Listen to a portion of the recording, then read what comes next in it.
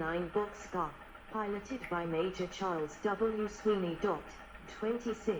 Enola Gay, flown by Captain George Marquardt. Crew B-10, was the weather reconnaissance aircraft for Kokura, the primary target.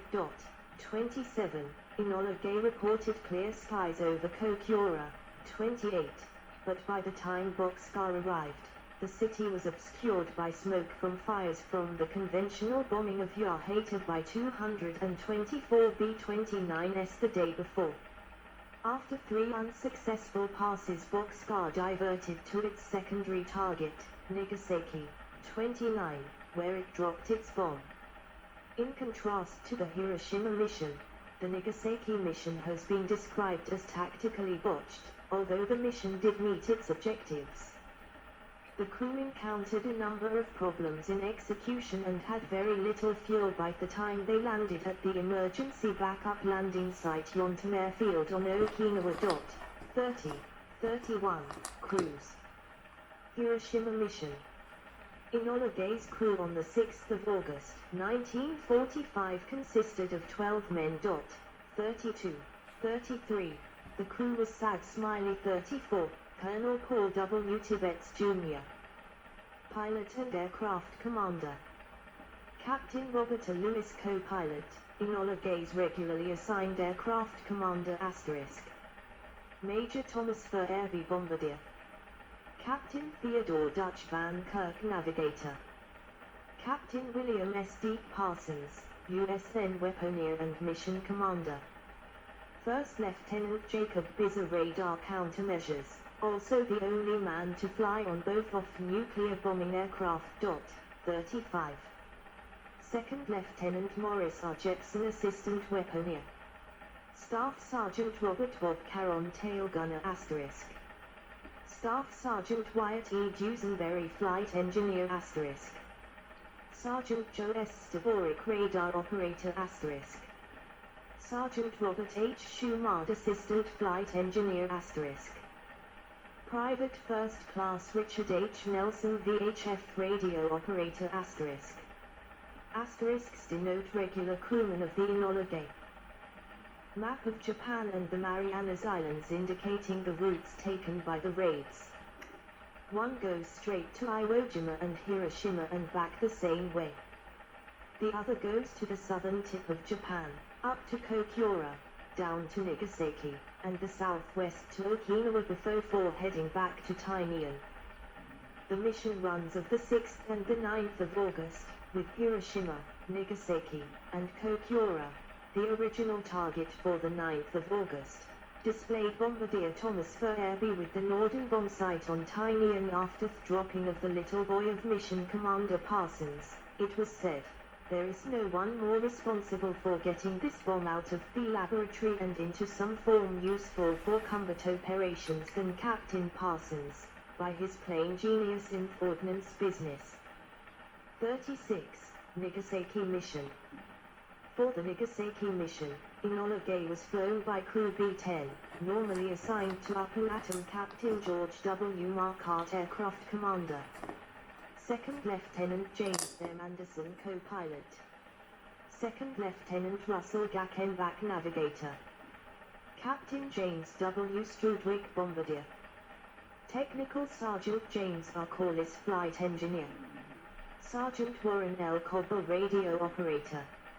Sergeant Joseph M. D. I. Julio, radar operator. Sergeant Melvin H. Bierman, tail gunner. Sergeant Anthony D. Capua, Jr. Assistant Engineer /Scanner. Source, Campbell, 2005, pp. 134, 191, 192. Subsequent history. On the 6th of November, 1945, Lewis flew the Enola Gay back to the United States, arriving at the 509 THS new base at Roswell Army Airfield, New Mexico, on the 8th of November. On the 29th of April, 1946, Enola Gay left Roswell as part of the Operation Crossroads nuclear weapons tests in the Pacific. It flew to Kwajalein Atoll on the 1st of May. It was not chosen to make the test drop at Bikini Atoll and left Kwajalein on the 1st of July, the date of the test, reaching Fairfield Swiss Army Airfield, California, the next day. 37.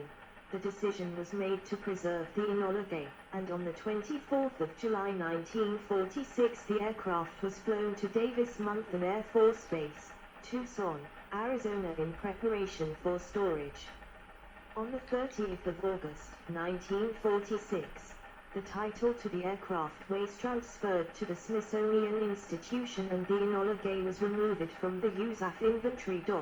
37. From 1946 to 1961, the Enola Gay was put into temporary storage at a number of locations.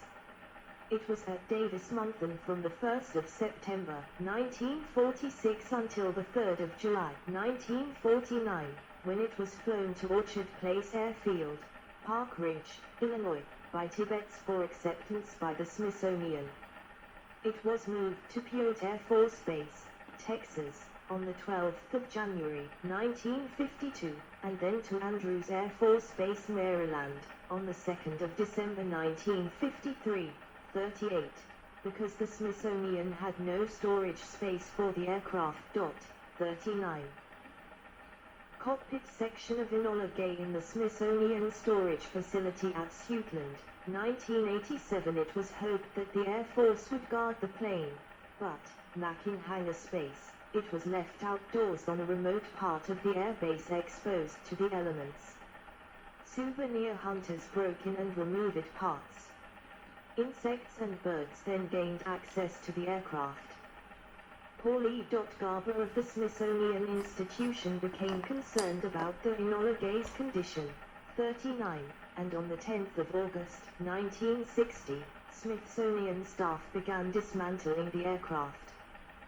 The components were transported to the Smithsonian storage facility at Suitland, Maryland, on the 21st of July 1961. 38. The Enola Gay remained at Suitland for many years.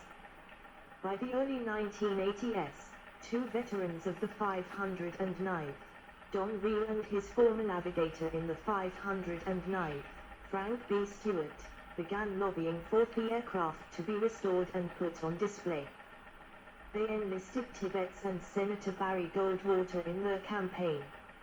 In 1983, Walter J. Boyne, a former B-52 pilot with the Strategic Air Command, became director of the National Air and Space Museum, and he made the Enola Gay's restoration a priority. 39. Looking at aircraft, Tibbets recalled, was a sad meeting. My fond memories, and I don't mean the dropping of the bomb, were the numerous occasions I flew the airplane. I pushed it very, very hard and it never failed. It was probably the most beautiful piece of machinery that any pilot ever flew. 39. In popular culture, Enola Gay is an anti-war song by the English electronic band Orchestral Manoeuvres in the Dark, OMD, and the only single taken from their second studio album Organization, 1980. Restoration. Restoration of the bomber began on the 5th of December, 1984, at the Paul E. Garber Preservation, Restoration, and Storage Facility in Suitland, Silver Hill, Maryland. The propellers that were used on the bombing mission were later shipped to Texas A&M University. One of these propellers was trimmed to 12.5 feet, 3.8 m, for us in the university's around W. Nix low-speed wind tunnel. The lightweight aluminum variable pitch propeller is powered by a 1,250 kVA electric motor, providing a wind speed up to 200 miles per hour, 320 kilometers per hour. 40. Two engines were rebuilt at Garber and two at San Diego Air and Space Museum. Some parts and instruments had been removed and could not be located. Replacements were found or fabricated and marked so that future curators could distinguish them from the original components. 41. Exhibition controversy. under the cockpit window of the Enola Gay. While in storage 1987, the Enola Gay became the center of a controversy at the Smithsonian Institution when the museum planned to put its fuselage on public display in 1995 as part of an exhibit commemorating the 50th anniversary of the atomic bombing of Hiroshima. 42. The exhibit, The Crossroads, The End of World War II, The Atomic Bomb and the Cold War, was drafted by the Smithsonian's National Air and Space Museum staff, and arranged around the restored Enola Gay. 43. Critics of the planned exhibit, especially those of the American Legion and the Air Force Association, charged that the exhibit focused too much attention on the Japanese casualties inflicted by the nuclear bomb, rather than on the motives for the bombing or the discussion of the bomb's role in ending the conflict with Japan. 44. 45. The exhibit brought to national attention many long-standing academic and political issues related to retrospective views of the bombings. After attempts to revise the exhibit to meet the satisfaction of competing interest groups, the exhibit was cancelled on the 30th of January, 1995. Martin O. Harwitt, director of the National Air and Space Museum, was compelled to resign over the controversy. 46. 47.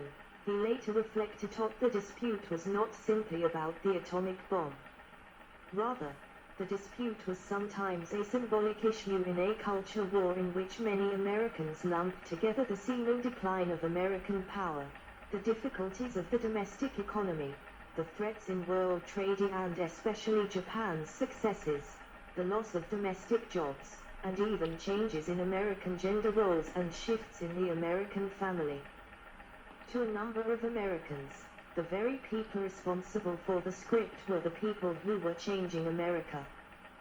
The bomb representing the end of World War II and suggesting the height of American power was to be celebrated.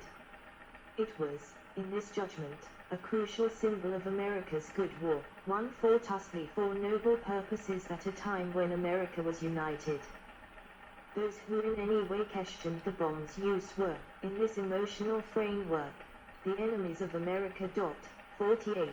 The forward fuselage went on display on the 28th of June, 1995. On the 2nd of July, 1995, 3 people were arrested for throwing ash and human blood on the aircraft's fuselage, following an earlier incident in which a protester had thrown red paint over the gallery's carpeting. 49. The exhibition closed on the 18th of May, 1998 and the fuselage was returned to the Garber facility for final restoration. 50. Complete restoration and display. The Enola Gay on display at the National Air and Space Museum, Stephen F. Udvar-Hazy Center. Its restoration work began in 1984, and eventually required 300,000 staff hours. While the fuselage was on display, from 1995 to 1998, work continued on the remaining unrested components. The aircraft was shipped in pieces to the National Air and Space Museum's Stephen F. Udvar-Hazy Center in Chantilly, Virginia from March-June 2003, with the fuselage and wings reunited for the first time since 1960 on 10 April 2003, and assembly completed on the 8th of August 2003. The aircraft has been on display at the Udvar-Hazy Center since the museum annex opened on the 15th of December 2003. 50. As a result of the earlier controversy, the signage around the aircraft provided only the same succinct technical data as is provided for other aircraft in the museum, without discussion of the controversial issues. It read Boeing's B-29 Superfortress was the most sophisticated propeller-driven bomber of World War II, and the first bomber to house its crew in pressurized compartments. Although designed to fight in the European theater, the B-29 found its niche on the other side of the globe. In the Pacific, B-29s delivered a variety of aerial weapons, conventional bombs, incendiary bombs, mines, and 2 nuclear weapons. On the 6th of August, 1945, this Martin-built B-29-45 dropped the first atomic weapon used in combat on Hiroshima, Japan. 3 days later, Bockscar, on display at the U.S. Air Force Museum near Dayton, Ohio, dropped a second atomic bomb on Nagasaki, Japan. Enola flew as the advanced weather reconnaissance aircraft that day. A third B-29, the Great Artiste, flew as an observation aircraft on both missions. Enola nose, port side, at the Stephen F. Udvar-Hazy Center. Transferred from